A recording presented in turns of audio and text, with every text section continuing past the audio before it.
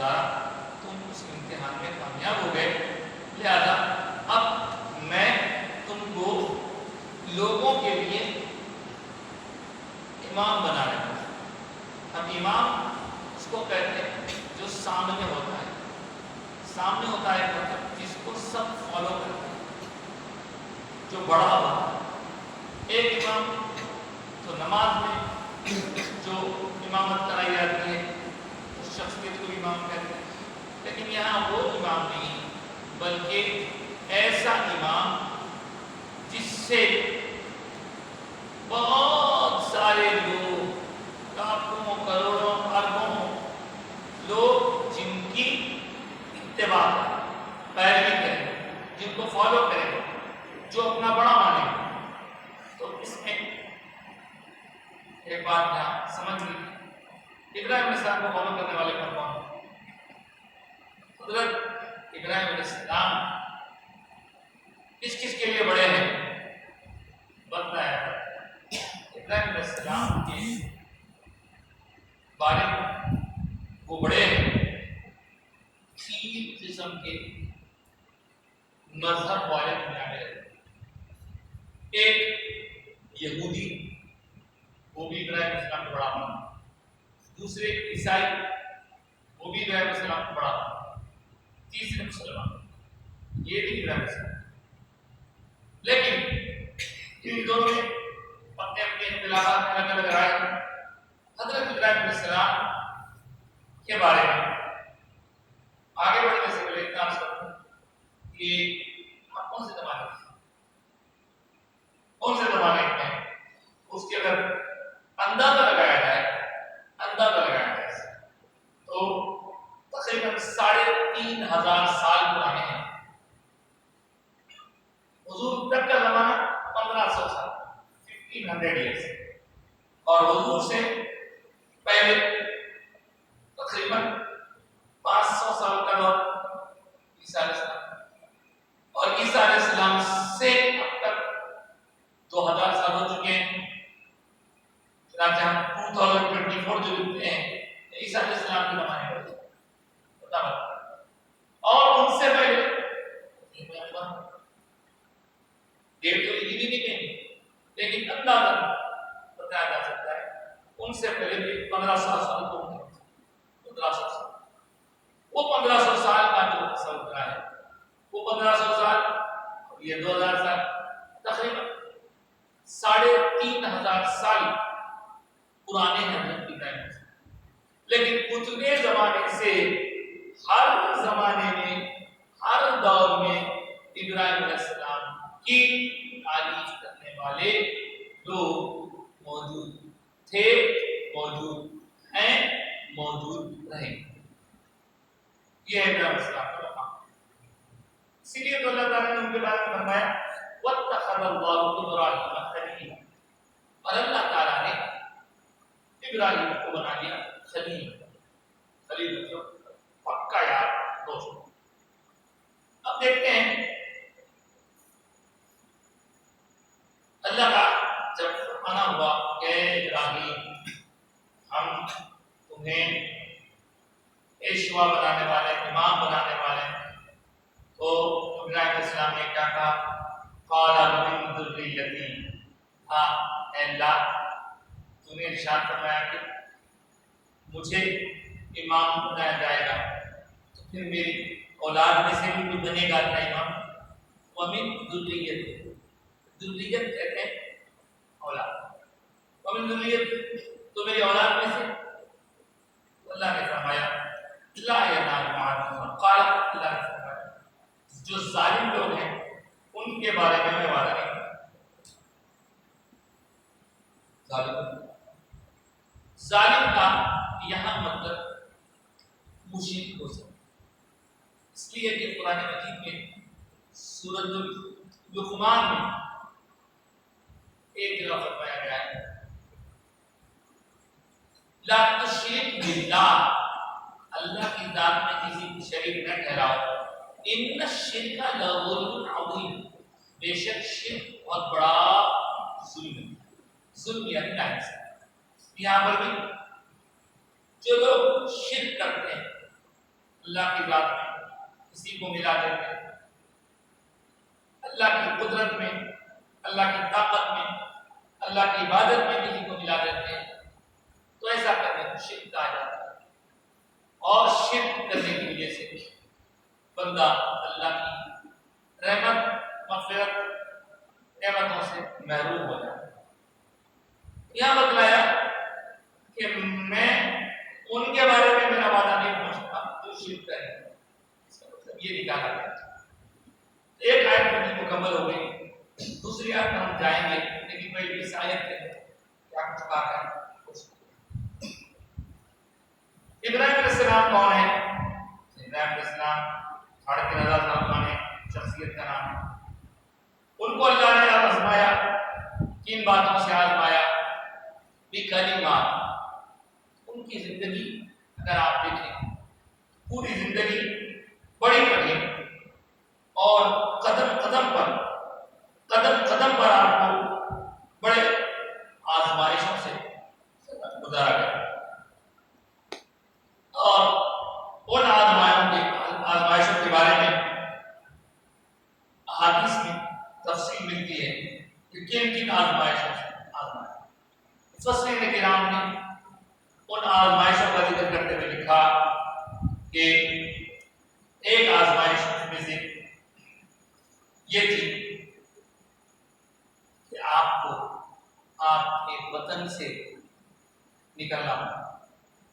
آزمائش اپنا گھر کا سب چھوڑ کے جانا بہت بڑی دل گردے کی بات، اور اس کے علاوہ آپ کے لیے آزمائشوں کا ایک سلسلہ تھا۔ دوران سفر آپ کی اہلیہ محترمہ کے متعلق اس زمانے کے بادشاہ نے بڑی بدتمیزی کرنی چاہیے، اس آزمائش سے پھر آپ کو بڑی عمر ہونے تک اولاد نہیں ہوئی، یہ آزمائش۔ پھر ایک آزمائش یہ کہ آپ کو آگ میں ڈالا گیا۔ پھر ایک آزمائش یہ کہ آپ کے بیٹے کو اللہ کی راہ میں ذبح کرنے کا حکم دیا گیا، ہوا نہیں ہوا لیکن حکم دیا۔ پھر ایک آزمائش یہ کہ آپ کو یہ حکم بھی دیا گیا کہ اپنی پیاری بیوی اور بیٹے کو جو بھی چھوٹی عمر ہے اپنے سے دور کر دو، جنگل میں پھینک چھوڑ دو۔ یہ بھی بڑی آزمائش ہے، اس میں بھی آپ پورے ہوتے ہیں۔ اس طرح آپ کو مختلف قسم کی آزمائشوں سے اتارا گیا، لیکن ان تمام آزمائشوں سے آپ کامیاب ہو گئے۔ کبھی آپ نے یہ کہا کہ یہ مشکل ہو گیا، یہ نہیں۔ تو جتنے باتیں میں نے آپ کے سامنے کہا، ہر بات ایک واقعہ ہے، ایک تفصیل ہے اس میں۔ تو یہاں اس آیت کے ذریعے یہ بھی پیغام دیا جا رہا ہے کہ جب تک کوئی امتحان سے نہیں گزرتا تب تک وہ اونچا مرتبہ بھی حاصل نہیں کرتا۔ اونچا مرتبہ حاصل کرنے کے لیے کٹھنائیوں سے، آزمائشوں سے گزرنا پڑتا ہے۔ ہر نبی کو کچھ نہ کچھ آزمائشوں سے گزارا ہے۔ اب آج کے دور میں ہم یہ دیکھ رہے ہیں کہ کچھ ذرا سا مسئلہ ہوتے ہی ہم اللہ کے بارے میں بدگمان ہو جاتے ہیں۔ اللہ کی رحمت سے ہمیشہ امیدوار بنے رہنا ہے، نا امیدی سے بچنا ہے۔ اس طرح یہاں آپ نے دیکھا کہ اللہ تعالیٰ نے فرمایا ابراہیم علیہ السلام۔ بعض لوگوں نے یعنی مفسرین نے وہ کہا جب یہ بھی میں نے آپ کے سامنے، اور کچھ لوگ اور اس کے علاوہ کرتے ہیں کہ نمرود کے سامنے جانا بھی آپ کا سب الگ الگ واقعہ ہے۔ اگر پورے واقعات کو سنایا جائے، ان میں سے بہت سے تو آپ کو معلوم ہے، لیکن پورے کو اگر سنایا جائے تو کبھی وقت ہوگا۔ اس کے علاوہ بعض مفسرین نے تھا کہ آپ کو جن کاموں کا حکم دیا گیا تھا وہ حج سے متعلق ہے. حج جیسے کہ آپ اسے پہلے سن چکے ہیں، حج اسی زمانے سے جاری ہے، لیکن اب جو حج ہو رہا ہے اس حج میں اور بیچ میں جو حج ہوتا تھا اس میں کچھ فرق آ گیا، خرابیاں آ گئی. رسول اکرم صلی اللہ علیہ وسلم کو خرابیاں. یہاں پر ابراہیم علیہ السلام کا کعبۃ اللہ کی تعمیر کرنا اور حج شروع کرنا، حج کے الگ الگ جو مناسک ہیں، یہ کرو، یہاں سے وہاں جانا ہے، وہاں سے وہاں یہ کام کرنا ہے، ان سب کاموں کو مناسک کہتے ہیں. مناسک حج، الگ الگ حج کے کام. اور مناسک حج کے علاوہ اور بھی چیزیں اللہ تعالیٰ نے انہیں کہا تھا، ان باتوں پر آپ نے پوری طرح عمل کیا اور وہ کیا احکام تھے. ان چیزوں کو ہمارے آقا سرکار دو عالم صلی اللہ علیہ وسلم نے بھی اختیار کر کے امت کے لیے ضروری قرار دیا. وہ کیا کیا چیزیں ان کے بارے میں کہا گیا. جو ہم کلی کرتے ہیں، کلی کرنے میں منہ صاف ہوتا ہے، یہ کلی کرنا بھی ابراہیم علیہ السلام اس کو ضرور اختیار. اس کے بعد ناک میں پانی چڑھانا جس سے کہ ناک صاف ہو، یہ صفائی کا طریقہ بھی ابراہیم علیہ السلام کے طریقے سے. سر کے بالوں میں ماں نکالنا یہ بھی ان میں شامل ہے. ان باتوں کا حکم اللہ نے دیا تھا، آپ کو پورا کرنا. مسواک کرنا دانتوں کو صاف کرنا، مونچھ کم کرنا، جو ہمارے مونچھ ان کا کٹانا، اور پھر اس کے ساتھ ساتھ ہمارے بدن کی صفائی کے لیے، بدن کو ستھرا رکھنے کے لیے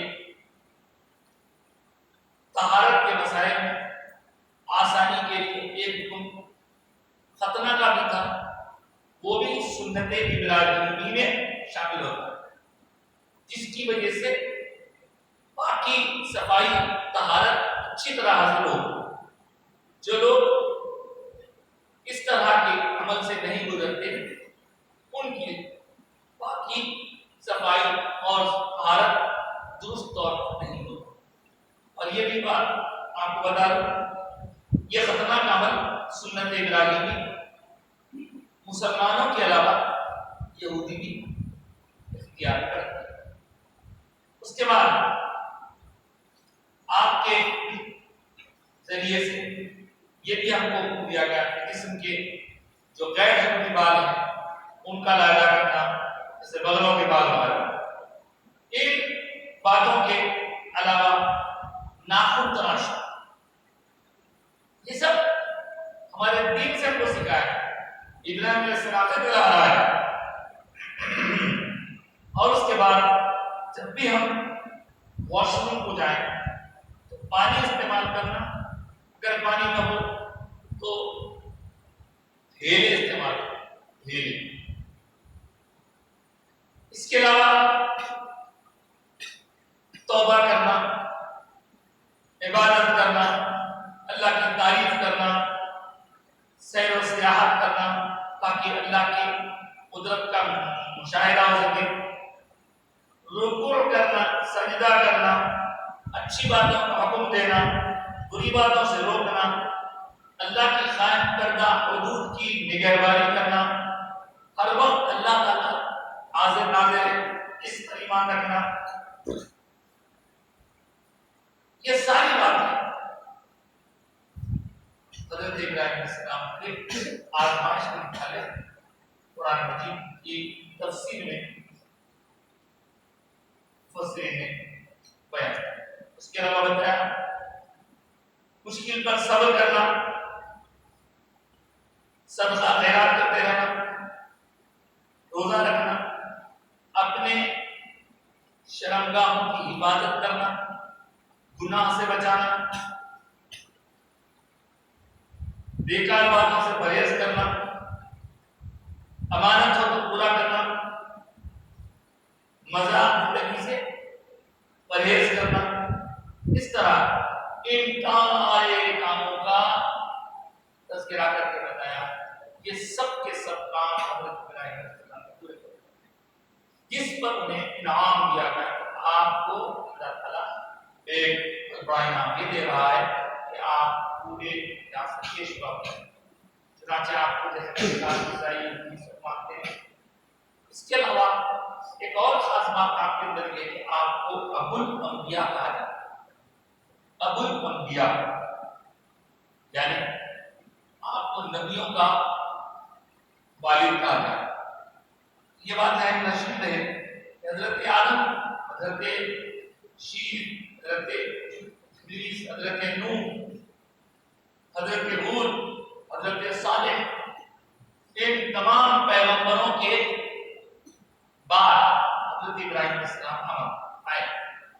ابراہیم علیہ السلام سے پہلے کے جو پیغمبر تھے وہ تو پہلے ہوئے، لیکن جتنے آپ کے بعد آئے وہ سارے کے سارے نبی، وہ سارے کے سارے پیغمبر پورے کے پورے آپ کی اولادوں میں تھے، اس لیے آپ کو نبیوں کے والد کہا جاتا ہے، نبیوں کے ابا۔ اور آپ کے اولادوں میں ایک حضرت اسماعیل بڑے ہیں، دوسرے بیٹے اسحاق ہیں، اسحاق علیہ السلام کے بیٹے یعقوب ہیں، یعقوب علیہ السلام کے بیٹے یوسف ہیں۔ یہ سب ادھر سے چلا۔ ادھر جو بڑے بیٹے حضرت اسماعیل ہیں ان کی اولادوں میں ہمارے آقا حضور اکرم صلی اللہ علیہ وسلم کی آمد۔ یہ برانچ ہو یا یہ برانچ، سارے نبی حضرت ابراہیم کی اولاد، اور حضرت ابراہیم علیہ السلام نے جو کام انجام دیے ان میں سے بہت سارے کام اللہ نے ہم پر بھی فرض کیا۔ چنانچہ حج میں ہونے والے سارے کاموں میں آپ دیکھیں، طواف کرنا، شیطان کو کنکر مارنا، مینا میں جانا، یہ حضرت ابراہیم علیہ السلام کا طریقہ مبارک ہے۔ اور صفا مروا کے درمیان دوڑ لگانا، آپ کو معلوم ہے کہ حضرت ابراہیم کو ان کے چھوٹے بیٹے کے ساتھ وہاں چھوڑ دینے کا حکم دیا گیا تھا، کیا گیا۔ حضرت ابراہیم چھوڑائے، وہاں آپ کو پانی کی تلاش میں والدہ کو، بی بی ہاجرہ کو دوڑ لگانی پڑی، یہاں سے وہاں سے یہاں دیکھتے ہوئے۔ ان واقعات کو آپ سنا کرتے ہیں، اس دوران زمزم نکل آیا، سب باتیں آپ کو معلوم۔ لیکن اس وقت بی بی ہاجرہ صفا نامی پہاڑ سے مروہ نامی پہاڑ تک جو دوڑ لگا رہی تھی وہ پانی کو تلاش کرنے کے لیے، پانی پانے کے لیے۔ اور اب ہم آج پانی کے لیے نہیں بلکہ اللہ کی رضا پانے کے لیے دوڑ لگا رہے ہیں۔ اب کوئی پانی کے لیے دوڑ رہا، اللہ کی کچھ عبادت ہے کرنا ضروری ہے۔ عمرہ نہیں ہوتا اس کے بغیر، حج نہیں ہوتا اس کے بغیر، سعی ہوتا ہے کیا سب۔ اس طرح بی بی ہاجرہ کے اداؤں کا ہم اپنی کوشش سے ارادہ کر رہے ہیں، حضرت ابراہیم علیہ السلام کے اداؤں کو اپنا رہے ہیں۔ قربانی جو واقعہ ہے، آپ نے حضرت اسماعیل کو ارادہ کیا تھا چھری لے لیے تھے، لیکن اللہ تعالیٰ نے آزما کر فرما دیا اے ابراہیم کو بہت بڑا امتحان تھا، اور ہم اپنے بندوں کو بڑا انعام دیتے ہیں جو ایسی آزمائش میں واقعہ مشہور ہے۔ آپ کو دنوں میں قربانی ہونے والی حضور اکرم صلی اللہ علیہ وسلم سے پوچھا گیا، یا رسول اللہ یہ قربانیاں کیا ہے؟ تو فرمایا قربانی یہ جد مکرم حضرت ابراہیم کا طریقہ ہے، اس میں ہمارے لیے کیا ہے؟ اس کے ایک ایک بال کے بدلے میں ثواب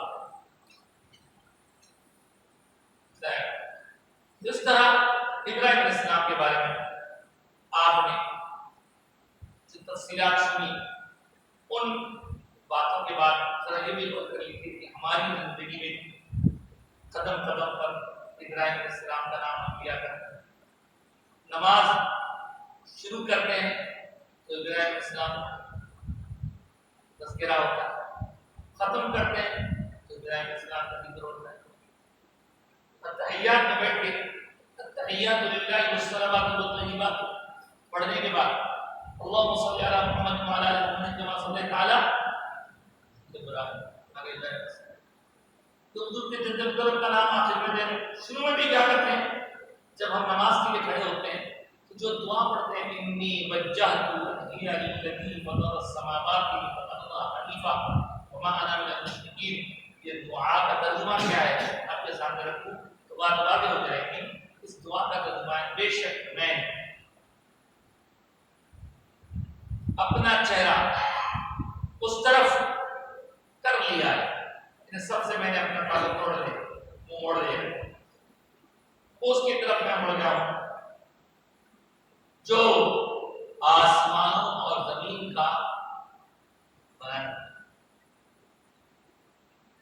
اور کیسے اس کی طرف میں ٹرن ہو گیا ہوں, سب لوگوں سے تعلق ہوں اور میں مشرکین میں سے نہیں ہوں. یہ اس کا ترجمہ ہے. یہ آپ کے جملے ہیں, آپ کی زبان سے نکلے ہوئے کلمات ہیں, اور کب نکلے تھے یہ کلمات؟ آپ کو ایک اور آزمائش اتارا گیا.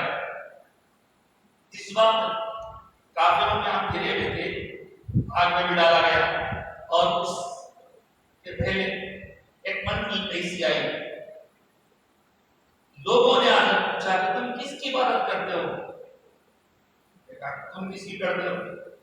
کہا ہم اس میں سے کچھ سٹارز ستاروں کی عبادت کرتے, اس میں سے کوئی چاند کی کرتے, کوئی سورج کی کرتے. تو آپ نے ستاروں بتا کر پوچھا کیا یہ خدا ہے؟ کیا ہے میرا؟ یہ میرا ہے؟ پھر اس کے بعد جب تارا چھپ گیا, چاند نکل آیا, تو کہا ہاں یہ بڑا ہے, یہ زیادہ چمکدار ہے. تو کیا تم اس کو میرا رب کہتے ہو؟ غور کرتے رہے. پھر چاند مدھم پڑ گیا, سورج نکل آیا. جب سورج نکل آیا تو کہا ہاں یہ اس سے بھی بڑا ہے, سب سے بڑا ہے. لیکن جب سورج بھی ڈوب گیا, غائب ہو گیا, تو آپ نے کہا نہیں, اگر میرا رب میری رہبری نہ کرے, مجھے راستہ نہ بتائے, تو میں تو غلط خاتے پر پڑ جاتا تھا. اور سنو, نہ میں چاند, نہ میں ستارہ, نہ میں سورج, کسی کو بھی خدا ماننے کے لیے تیار نہیں ہوں, بلکہ تم ان کو اپنا خدا مانتے ہو. میں تم سے اور ان سے بیزار ہوں, ذات بری ہوں. یہ آیت جو فاتح کے نام کو حفظ کر رہے ہیں وہ سن کے خوش ہو جائیں گے کہ یہ آپ اکثر بچوں کو یاد ہے. جلدی اس کو پڑھو تو یاد دلاؤ. حضرت ابراہیم علیہ السلام کے فلما رأى القمر بازغا قال هذا فلما أفل قال لئن لم يهدني ربي لأكونن من القوم الضالين. قمر کہتے ہیں چاند. پھر اس کے بعد سورج کی طرف آئی. فلما رأى الشمس, اور جب سورج کو دیکھا قال هذا ربي فلما أفل, جب وہ بھی ڈوب گیا قال يا قوم, اے میرے قوم, إني بريء مما تشركون, جس کو تم شریک ٹھہراتے ہو اللہ کی اطاعت میں تو ان چیزوں سے بری ہوں. جب سب سے ٹوٹ گئے تو پھر اللہ کی طرف متوجہ کر کہنے لگے میں تو ٹرن لیتا ہوں, میں تو مڑ جاتا ہوں, میں تو اس طرف اپنا رخ کرتا ہوں جس کو اللہ کہتے ہیں, جو میرا رب ہے, جو آسمان و زمین کا بنانے والا ہے. میں کبھی شرک کرنے والا نہیں. انی وجہت وجہی للذی فطر السماوات والارض حنیفا وما انا من المشرکین. یہ جو حضرت ابراہیم علیہ السلام کہنا ہے, یہ کہے بغیر ہم نماز نہیں کرتے. اس طرح سرکار دو عالم صلی اللہ علیہ وسلم سے ایک بار پوچھا گیا حضور ابراہیم علیہ السلام کی باتیں سنتے ہیں، یہ کعبہ ان کی تعمیر کی یاد دلاتا ہے ابراہیم اسماعیل، تو وہ ابراہیم علیہ السلام کیسے تھے، وہ دکھنے میں کیسے تھے، پوچھا کرتا تھا۔ ظاہر ہے صحابہ اسی لیے تو گزرے کیونکہ وہ جانتے ہیں سرکار کو معلوم، تو سرکار نے جواب ارشاد فرمایا اگر تم ابراہیم کو دیکھنا چاہتے ہو تو تم اپنے صاحب کو دیکھ لو، میں تمہارے سامنے بیٹھا ہوا ہوں، میں اور ابراہیم دونوں ایک دوسرے سے مشابہ ہیں۔ اور پھر حضرت ابراہیم علیہ السلام ایسے ایسے مشکلات سے گزرا، ان باتوں کے گزرنے کے بعد پھر اللہ کا ان کے بارے میں اعلان فرمانا کہ میں نے تم کو اپنا دوست بنا دیا۔ جب تک آدمی امتحان سے نہیں گزرتا تب تک اس کا مرتبہ بلند نہیں، اور بہت سی چیزوں کو چھوڑنا پڑتا ہے، بہت سی چیزوں کو چھوڑنا پڑتا ہے، پسند کی چیزوں کو چھوڑنا پڑتا ہے، تب جا کے مرتبہ ملتا ہے۔ مثال کے طور پر جو لوگ اپنے اپنے گھروں میں بیٹھے رہتے ہیں ان کو وہاں تعلیم کا وہ معیار نہیں ملتا جو گھر سے نکل پڑتے ہیں اسی کے لیے۔ جیسے یہاں پر کئی بچے اپنے گھروں کو چھوڑ کے آ گئے، اس نصیب میں آپ لوگ اگر غور کیا جائے تو غوث پاک یاد آتے ہیں، غوث پاک نے بھی اپنے مقام پر جتنا کچھ علم حاصل کرنا تھا کر لیا، اور اس کے بعد دوسرے مقام پر علم حاصل کرنے کے لیے جانے کی اجازت چاہیے تو پھر اپنی جان کی اجازت دی۔ اگر اپنے گاؤں ہی میں رہتے تو علم کا حصول ناممکن تھا، تو وہاں سے وطن چھوڑے، امی کو چھوڑے، سب چھوڑ چھاڑ کے یہاں کے بغداد میں حضور سے پاک نے بڑی مشکلیں جھیلی، کبھی پیاس کبھی بھوک سب کچھ، اس کے بعد کہیں جا کر پھر آپ کا وہ مرتبہ وہ شان ملی کہ دنیا آپ کو ایسے شان کے ساتھ ہے۔ اب یہ جو علماء نظر آتے ہیں بڑے بڑے، یہ لوگ بھی اپنے گھروں سے نکلے، محنت کیے، مشقت کیے، نیند کو قربان کرے، آرام کو چھوڑے، سب چھوڑ چھاڑ کے جب کسی کام پہ لگتے ہیں تب جا کے ملتا ہے کچھ، کوئی امتحان کے نام کو لگانا خود بڑا ستار صاحب آپ کو تعلیم چاہیے وطن ہے، اپنا مقام گھر اور سب چھوڑ دیں گے، یہاں کی خدمت میں لگے، پڑھانے میں لگے، آپ پڑھنے میں لگے۔ کتنے بچے اب تک چھوٹے چھوٹے تھے لیکن وہ پڑھ کے بڑے ہو کے اور ماشاءاللہ عالم بن گئے، کوئی عالم بن گیا ہے، کوئی کسی مقام پر خطیب بن گیا ہے، کوئی کسی مقام پر مدرس بن گیا ہے، معلم بن گیا ہے، کوئی مفتی کی تعلیمات بن گیا ہے۔ تو کیوں ہم ان کو اگر گھر ہی میں رہتے تو کیا یہ ممکن تھا؟ نہیں تھا۔ تو جو چھوڑ کے آئے ہیں چھوڑ کے آنے پر یہ مرتبہ ملتا ہے۔ حضرت ابراہیم علیہ السلام نے بہت مشکلیں مشقت برداشت کی، اس کے بعد ان کو کامیاب آگے بڑھتے ہیں۔ اللہ نے فرمایا کہ میں تمہیں امام بنانے والا ہوں، تو آپ نے پوچھا اولاد کے بارے میں، تو اولاد کے بارے میں فکر کرنا یہ کوئی بات نہیں ہے۔ حضرت ابراہیم علیہ السلام بھی اولاد کے لیے، اب اولاد اگر اچھی ہے فائدہ اٹھائیں گے، نہیں ہے دوسری آیت میں اللہ تعالیٰ نے فرمایا، وہ بھی بیان کر دیتا ہوں وہی سے جعل البیت، اور ہم نے بنایا گھر کو مثابۃ للناس، لوگوں کے لیے ایک رہنے کا مقام، دور دور سے لوگ آتے ہیں، دنیا تمام میں ایک ایسے مقام ہے جہاں سے پوری دنیا کے لوگ آتے ہیں، سینٹر آف دی ورلڈ کعبہ، وہ امن اور امن کی جگہ بھی ہے، اتنے لوگ آتے ہیں کہ لڑائی جھگڑا مار پیٹ نہیں ہوتے بلکہ وَاتَّخِذُوا مِن مَّقَامِ إِبْرَاهِيمَ مُصَلًّى، اور اللہ نے حکم دیا کہ ابراہیم علیہ السلام کے کھڑے ہونے کے مقام کو اپنا مصلی بنا لو۔ یہ حصہ ہے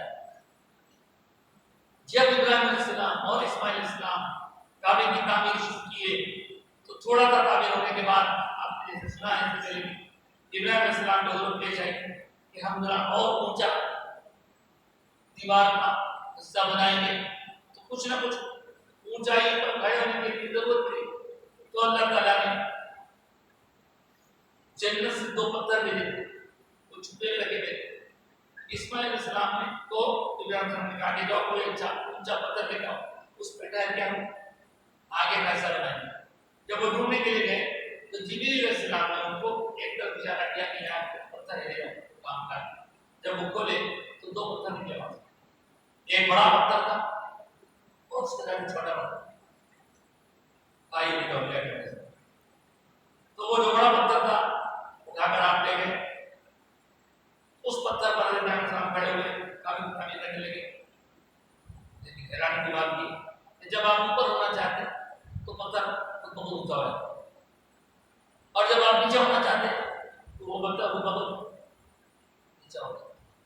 دراصل وہ جنت کے پتھر تھے جو اللہ تعالیٰ نے بھیجے تھے آدم علیہ السلام کے ذریعے، لیکن طوفان نوح سے پہلے اس کو خاموش کر دیا گیا. اب رات وہ دوسرا پتھر کیا تھا؟ وہ دوسرا پتھر ایسا چمکدار تھا، ایسا چمکیلا، ایسا روشن، ایسا چمکدار تھا، سفید رنگ تھا اس کا، بلکہ اس میں روشنی روشن. اس پتھر کو دیکھ کر کہا کہ ابا جانتے ہیں اس کو بھی کعبے لگا دیا. اب دیکھیے حضرت ابراہیم علیہ السلام اس پتھر پر جو کھڑے ہوئے تعمیر کرنے والے، اس پتھر کی تعمیر کے بعد اس پتھر کو ایک عالم اور اس پتھر پر حضرت ابراہیم علیہ السلام کے پیروں کا نشان، قدموں کا نشان، اسی لیے اس کو مقامی مانا. آپ اسی پتھر پر کھڑے ہو کر کبھی اسی پر کھڑے ہو کر دعا کی تو دعا کرنے پر سرکار دو عالم صلی اللہ علیہ وسلم کی آمد کی دعا کی. یا اللہ وہ جو آخری نبی کو بھیجنے والا ہے اسے ہماری اولادوں میں بھیج. تب پتھر نے اللہ سے دعا کی اللہ تعالیٰ مجھے نرم کر دے تاکہ میں اپنے اندر ابراہیم السلام کے قدموں کا نشان بنا دوں. پتھر نرم ہو گیا. ابراہیم السلام کے قدموں کا نشان پڑ وہ مقام ابراہیم ہے. اس کا ذکر قرآن مجید میں بہت ہوا ہے، یہاں بھی ہوا ہے. اس کے بعد جب بھی وہاں طواف کرتا ہے تو 2 رکعت نماز پڑھنے ہوتے ہیں اور کعبے کے پاس اس مقام ابراہیم تو مقام ابراہیم کے سامنے ہم نماز پڑھتے ہیں تو کیا مقام ابراہیم کی پوجا کر رہے ہیں؟ نہیں. کعبے کو سامنے رکھ کے عبادت کرتے ہیں تو کیا کعبے کی پوجا ہے یہ؟ کچھ لوگ یہ سمجھتے ہیں کہ مسلمان مکہ میں جا کے کعبے کی پوجا کرتے ہیں. مسلمان عبادت نہ کعبے کی کرتے ہیں، نہ کسی پتھر کی کرتے ہیں، نہ مورت کی کرتے ہیں، نہ صورت کی کرتے ہیں، نہ پتھر کی کرتے ہیں، نہ تانبے کی کرتے ہیں، نہ پیتل کی کرتے ہیں، نہ لوہے کی، نہ سونے کی، نہ چاندی کی. مسلمان جب بھی عبادت کرتے ہیں تو اپنے اللہ کی عبادت. کعبہ سامنے ہوتا ہے، عبادت اللہ کی.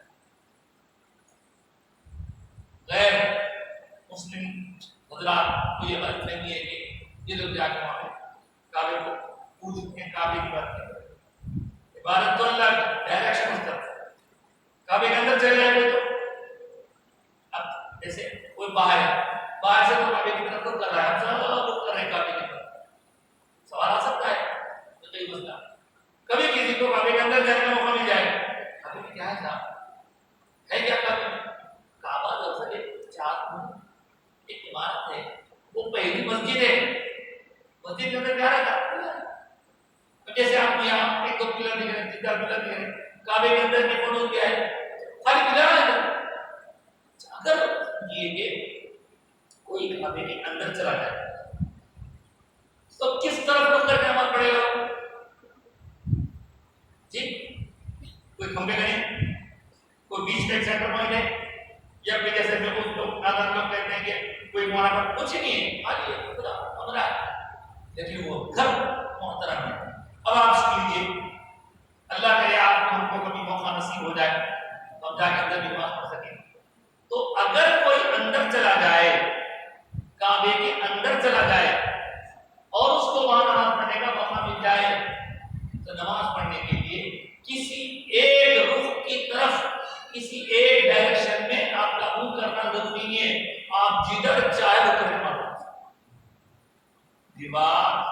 اگر دیوار کو گئے تو باہر ہے دیوار کی طرف کعبے کی طرف سے باہر والے سب کعبے کی طرف رخ کر رہے ہیں کعبے کے اندر چلا جائے تو کعبے کے اوپر چلا جائے یہ ہے کعبے کی خاص بات تو مقام ابراہیم کعبے کے قریب لگا ہوا تھا بہت بڑا بنایا گیا ہم کعبے کی عبادت نہیں کرتے ہم مقام ابراہیم کی عبادت نہیں کرتے اور وہ جو دوسرا پتھر آپ سب سے سن رہے ہیں چمکدار تھا وہ کونے میں لگا دیا گیا اس کو کہتے ہیں حجر اسود عربی میں اسود کہتے ہیں کالے کو لیکن یہ پتھر جو کالا اب کہلا رہا ہے شروع میں بہت وائٹ تھا چمکدار تھا اس پتھر سے روشنی نکلتی تھی لیکن اس کی خاص بات یہ ہے کہ جو اس کو چوم لیتا ہے تو چوم لینے والوں کے یا اس کو ٹچ کرنے والوں کے گناہوں کو وہ پتھر جذب اس لیے گناہوں کو جذب کر کر ڈالا جنت سے آیا پتھر سنا شاید بھی کہتا ہے دے جائے جنت سے تجھ کو خدا نے تم چوما ہے تجھ کو میرے مصطفیٰ نے اے سنگ اسود سنگ پتھر حجر عربی میں سنگ فارسی اے سنگ اسود تیرا پتھر اللہ یہ مقام ہے دو مقام قرآن ذکر کیا یہاں پہ نماز کا بنا اور یہ نماز کا بنانے کا واقعہ جو ہے اس کے بارے میں ہم لکھتے ہیں کہ حضرت عمر فاروق نے مرتبہ کہا جب یہ اتنا محترم پتھر ہے تو کیوں نہ رسول صلی اللہ علیہ وسلم حضور فرمائے عمر اللہ تعالیٰ کی طرف سے بھی میرے پاس ایسا کوئی نہیں آیا لیکن اس کے بعد حضرت عمر نے جب عرض کیا تو بات وہی آئی کہ اللہ نے حکم کیا اور تجدو بالمقام ابراہیم اللہ ابراہیم کے کھڑے ہونے کے مقام اس کے بعد حضرت اس وقت گزار لیا جاتا ہے اللہ تعالیٰ آگے فرما رہے وَعَاهِدْنَا إِلَىٰ إِبْرَاهِيمَ اور ہم نے ابراہیم کو عہد کی سے وعدہ کیا یہ ابراہیم اور اسماعیل کے بڑے انطاہرہ ہوئی تھی کہ میرے گھر کو پاک صاف کرو للطائفین طائفین مطلب طواف کرنے والوں عاکفین اعتکاف میں رہنے والوں رکع السجود رکوع اور سجود کرنے والوں نماز پڑھنے والوں کے لیے میرے گھر کو پاک صاف کرو اس آیت کے تحت علماء فرماتے ہیں کہ ہر مسجد کو پاک صاف کرنے کا اس کے ذریعے ہم کو ذمہ دیا گیا ہے مسجد کو صاف رکھنا پاک صاف ہر ایک چیز میں ڈالیں اور بیان اسلام کا طرف سے پاک ہوتا ہے تو یہ جو دو آیتیں پڑھی گئی ان میں بہت ساری باتیں ایسی ہوئی جو میں نے اپنی کبھی نہیں سنی تھی یا بہت دن ہو گئے تھے سنی تھی تو ان سب کاموں کا اہتمام کرنا ہمارے لیے اللہ کے قرب کا ذریعہ ہے اگر ہم نے ایسا کیا تو بے شک اللہ تعالیٰ ہم سے راضی ہوگا اور اگر ہم نے ایسا نہیں کیا تو ہم کو اللہ تعالیٰ کی نافرمانی کا الزام لگے گا ہم بندے اللہ کے اور ہم کو اللہ کی ہر طرح سے خوشنودی رضا حاصل کرنے کی فکر کرنی چاہیے اللہ تعالیٰ کا بڑا کرم ہے آج کی بات اتنی باتیں سماپت دیکھیے حضرت ابراہیم علیہ السلام کا نام ابھی جیسے میں نے کہا کہ لیا جاتا ہے تو قربانی کے وقت بھی جب دعا پڑھی جاتی ہے اس وقت بھی آپ دیکھتے ہیں کہ اس میں بھی تقبلتا کما تقبلتا من خلیلک سیدنا ابراہیم ومن حبیبک علیہ السلام کہا جاتا ہے تو یہ ہمارے لیے ابراہیم علیہ السلام کے یاد کرنے کے دن ہے اور وہاں حجاج یعنی عازمین حج کی تیاری کر رہے ہیں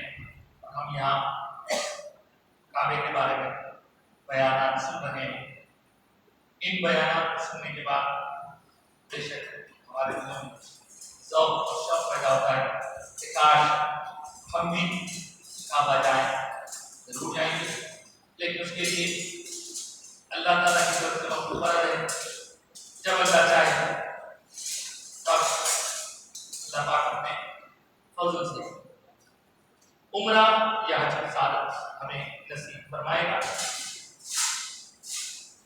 آج کی درس قرآن کے حوالے سے یہ وقت ہے، البتہ حدیث پاک سماعت کے لیے جو باتیں آپ نے جیسے صحابہ کے بارے میں، اسماعیل اسلام کے بارے میں سنی، انہی باتوں کے ساتھ ساتھ ہمیں سرکار دو عالم صلی اللہ علیہ وسلم کے بارے میں حدیث ملتی ہے کہ آپ نے طواف کیا اور کیسے کیا، اس کو ہم سن کر سمجھ جائیں گے کہ ہمارے حج میں، عمرے میں، قربانی میں ہم صرف ابراہیم علیہ السلام کو نہیں، ابراہیم علیہ السلام اور سرکار دو عالم صلی اللہ علیہ وسلم دونوں کی سنتوں کو اختیار کیا۔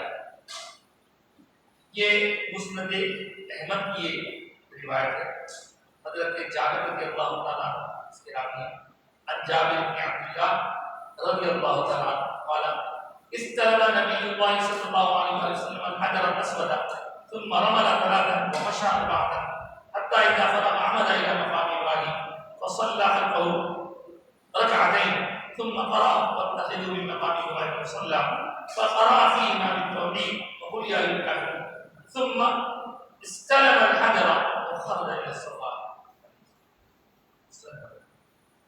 اس کے آپ نے سنا کوئی بہن ہے کہ سرکار رسول اللہ صلی اللہ علیہ وسلم نے دیکھا حضور جب تشریف لائے عمرہ کے لیے تو آپ نے پہلے حجر اسود کو بوسا کیا، اس طرح تو حاجی لوگ ہوتے ہیں ان کو معلوم ہے یا تو چومتے ہیں، بھیڑ زیادہ ہو چوما نہیں جا سکتا، ہاتھ لگا کے چومتے ہیں، وہ بھی نہ ہو سکے کپڑے لگا کے چومتے ہیں، وہ بھی نہ ہو تو دور سے اس کی طرف اشارہ کر کے بسم اللہ اللہ اکبر لا الہ والصلاۃ والسلام علی رسول اللہ کہتے ہیں۔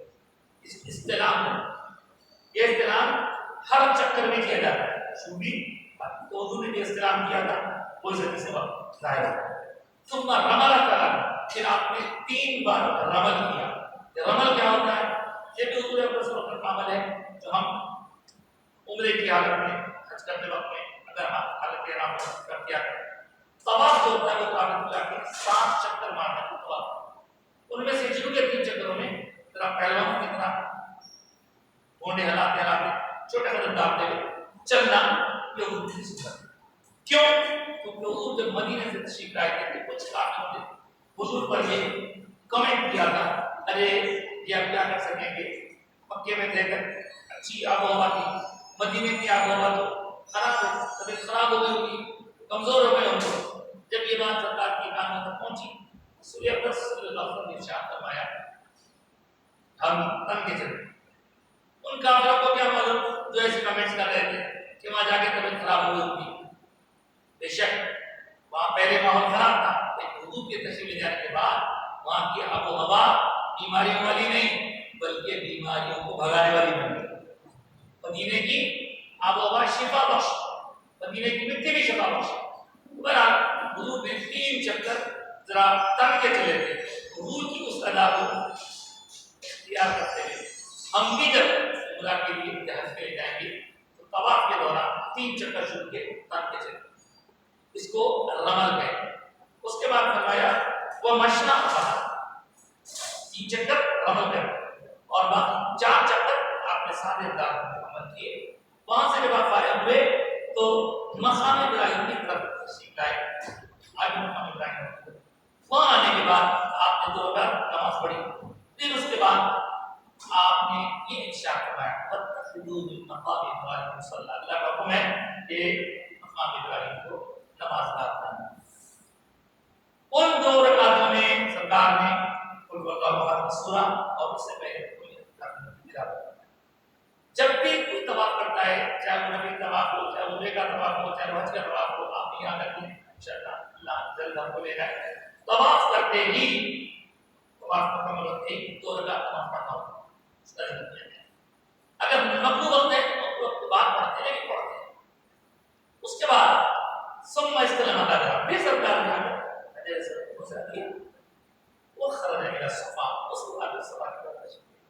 اس میں آپ کو معلومات حضور گھوم بھی رہے ہیں، اس کو سامنے بھی رکھتے ہیں، یہاں حدیث کی تشریح میں ایک بات میں آپ کی خدمت میں رکھوں گا کہ کام ایک ہوتا ہے لیکن انٹینشن سے، ارادے سے، نیت سے اس کا مطلب بدل جاتا ہے۔ آپ دیکھ رہے ہیں کہ اللہ نے ہم کو دنیا تمام کے پتھروں کی مورتی، مٹیوں کی مورتی، تانبے، پیتل، کسی دھات کی مورتی سے دور رہو۔ خاص طور سے پہلے تو پتھر ہی بنائے تھے، تو جو پتھروں سے دور ہونے اور صرف اس کی عبادت کا حکم دے رہا ہے، صرف اللہ کی عبادت کا حکم دے رہا ہے، وہاں جانے کے بعد ہم کو پھر پتھروں سے سمجھنا پڑ رہا ہے۔ یہاں پر پتھروں سے دور، وہاں پھر پتھر، کم سے کم وہاں جانے کے بعد آپ کو حج میں جائیں گے تو آپ 7 پتھروں سے آمنا سامنا ہوگا۔ 7 پتھر میں بڑھ ان 7 میں کتنے چلے گی؟ جب آپ طواف شروع کریں گے حجر اسود پہلا پتھر، دوسرا مقام ابراہیم دوسرا پتھر، صفا کی پہاڑ کی چوٹی تیسرا پتھر، مروہ کی پہاڑ کی چوٹی چوتھا پتھر، 4 ہو گئے۔ پھر مینا میں جائیں گے تو وہاں 3 پتھر ہے، جہاں کنکر مارے جاتے ہیں، وہ 3 شیطان کے کنکر ہیں۔ تو آپ دیکھ رہے ہیں کہ پتھر میں فرق ہے، لیکن وہ 3 پتھروں کو شیطان کو کنکر مارنے کے لیے، لیکن یہاں جو 4 پتھر ہیں ان کا ہم کوئی پتھر مار کے انسرٹ نہیں کر رہے بلکہ چوم رہے ہیں، ادھر جا رہے ہیں یہاں دعا کر رہے ہیں، ادھر جا رہے ہیں ادھر دعا کر رہے ہیں، مقام ابراہیم کے سامنے نماز پڑھ رہے ہیں، ایک پتھر کو چوم رہے ہیں، تو پتھر کو چوم رہے ہیں، پتھر سے پیدا ہونے والے پتھر کو چوم رہے ہیں۔ یہی فرق سمجھنا ہے۔ عبادت کیا ہوتی ہے؟ عبادت اللہ رسول کے کہے کو ماننے کا نام عبادت۔ جس پتھر کو چھوڑنے کا حکم دیا گیا اس کو چھوڑ دینا عبادت، اور جس پتھر کو چومنے کا حکم دیا گیا اس کو چوم لینا عبادت۔ لیکن چومنے میں پوجا نہیں ہے، یہ تعظیم ہے، ریسپیکٹ ہے، اور تعظیم اور تعبد، عبادت اور ریسپیکٹ، ورشپ اور ریسپیکٹ میں فرق نہیں کرنے کی وجہ سے بہت جھگڑے پیدا ہو جاتے ہیں۔ یاد رکھیے عبادت الگ چیز ہے اور ریسپیکٹ الگ چیز ہے۔ وہاں جا کے ہم نہ کعبے کی پوجا کریں، نہ حجر اسود کی پوجا کریں، نہ مقام ابراہیم کی پوجا کریں، نہ صفا کی پوجا کریں، نہ مروہ کی پوجا کریں۔ ہم عبادت تو کر رہے ہیں صرف اللہ کی۔ پھر یہ کیا ہے؟ تعظیم کریں۔ اللہ پاک فرماتا ہے وَمَن يُعَظِّمْ شَعَائِرَ اللَّهِ فَإِنَّهَا مِن تَقْوَى الْقُلُوبِ۔ یہ تو ہو گیا آج کے